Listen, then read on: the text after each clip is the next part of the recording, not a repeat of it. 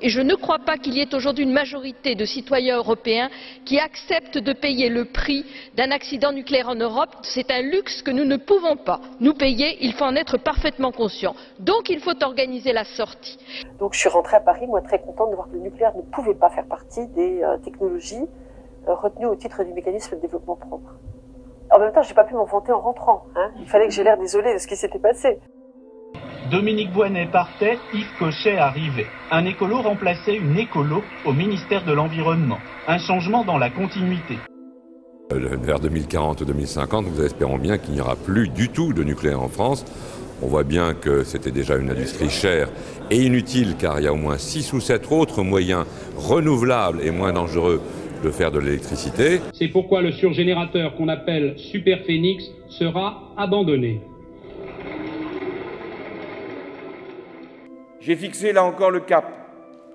La part du nucléaire dans la production d'électricité sera ramenée de 75% à 50% à l'horizon 2025.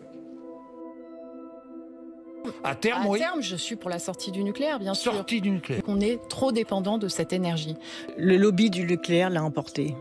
Et je trouve ça désolant. Le conseil d'administration d'EDF vient d'entériner la fermeture définitive et de manière, je le cite, irréversible et inéluctable de la centrale de Fessenheim.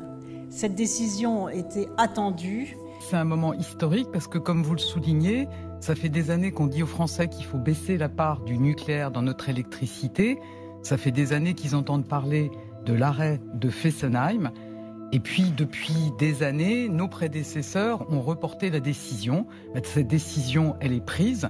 Et il faut arrêter de croire à ce mythe comme quoi cette énergie n'est une énergie de demain. C'est une énergie du passé. Je reste convaincu, puisque vous voulez ma conviction, que le nucléaire n'est plus une énergie d'avenir. Voilà, vous voulez mon sentiment, vous l'avez. Nous recevons la ministre de la Transition écologique, Barbara Pompili. Bonjour. Bonjour.